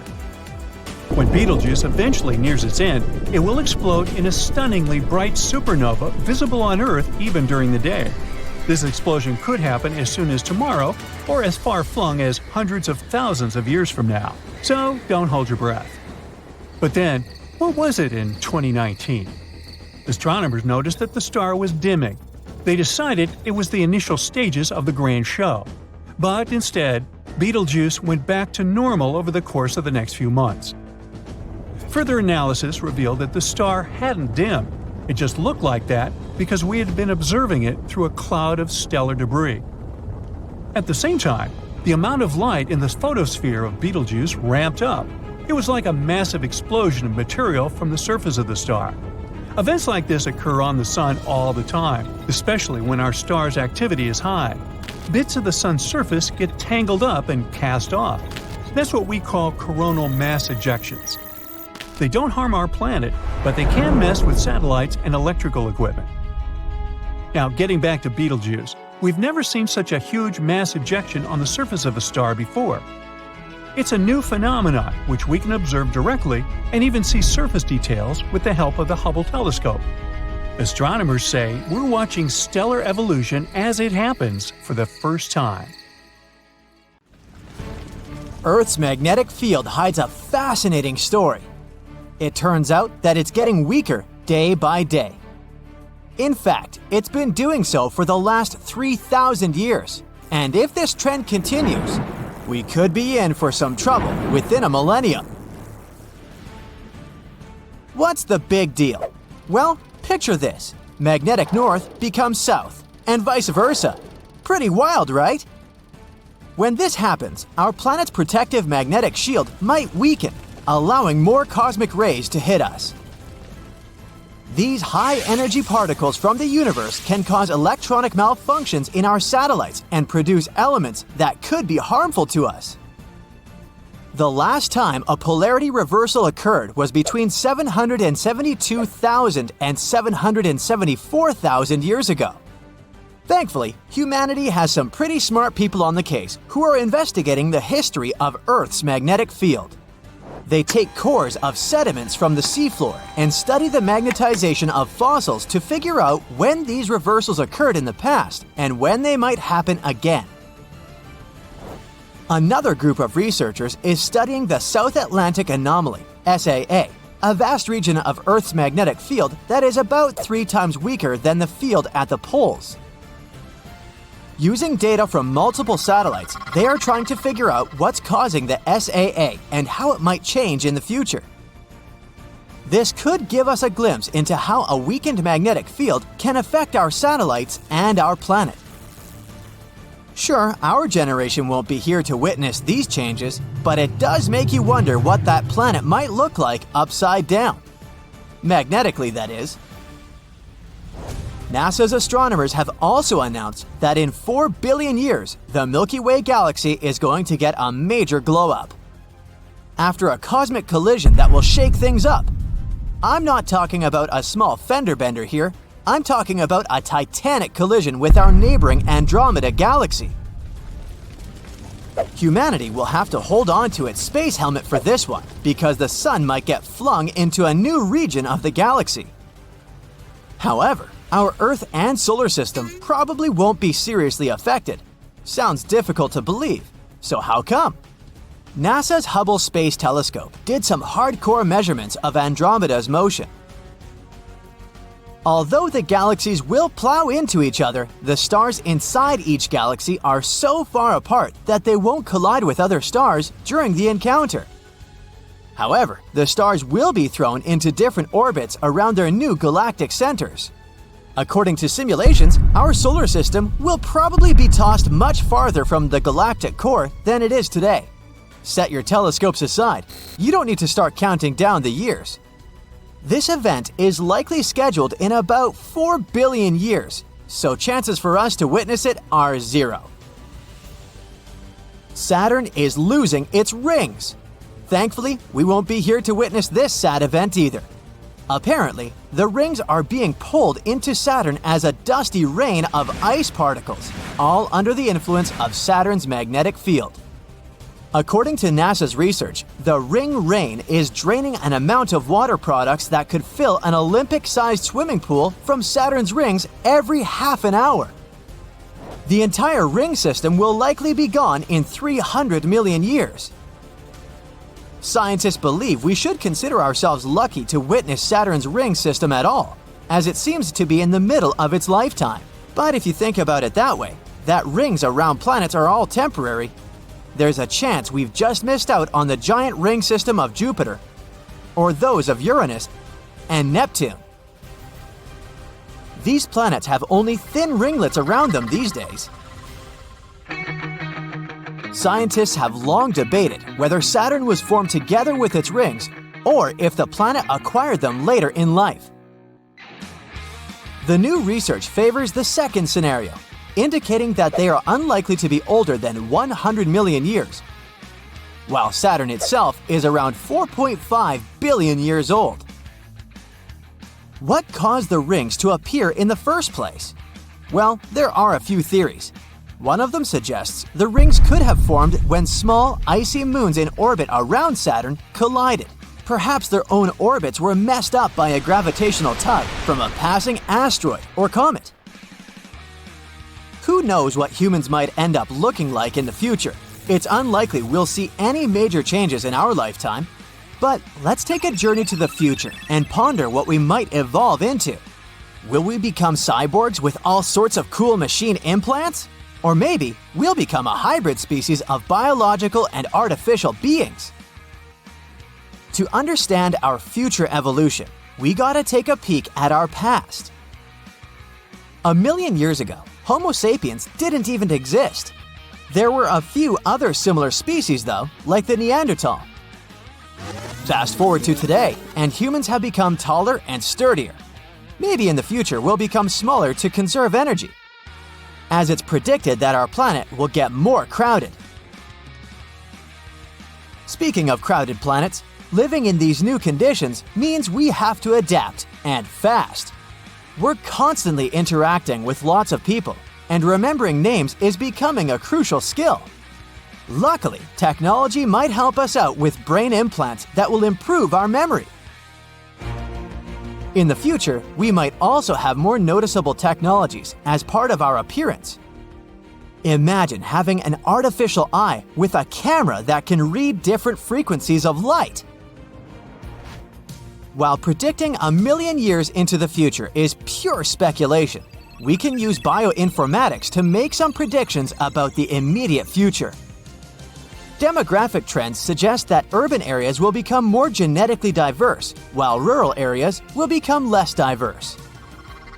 And what about space? If we end up colonizing Mars, our bodies could change due to lower gravity.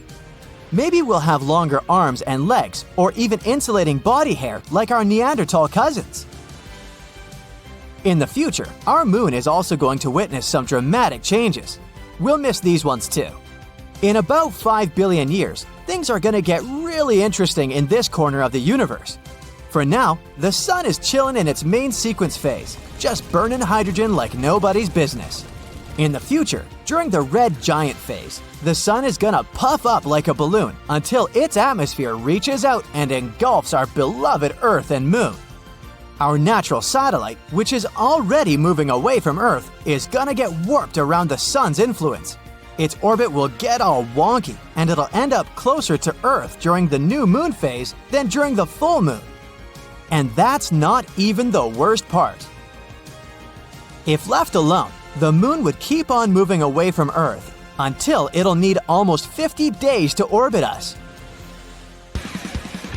As the sun continues with its own journey, its atmosphere will drag on the moon and cause its orbit to decay. Eventually, the moon will get torn apart into a stunning ring of debris circling Earth. We're talking about all its mountains, craters, and even the footprints and flags we left there, all scattered throughout the debris field. There's a chance the sun will shed enough mass to spare Earth and the moon from total annihilation. Or if we're really lucky, the sun will lose 20% of its mass and we'll be safe and sound. It's all just theory right now. We haven't seen a red giant star during this phase. The universe itself might go completely dark one day too.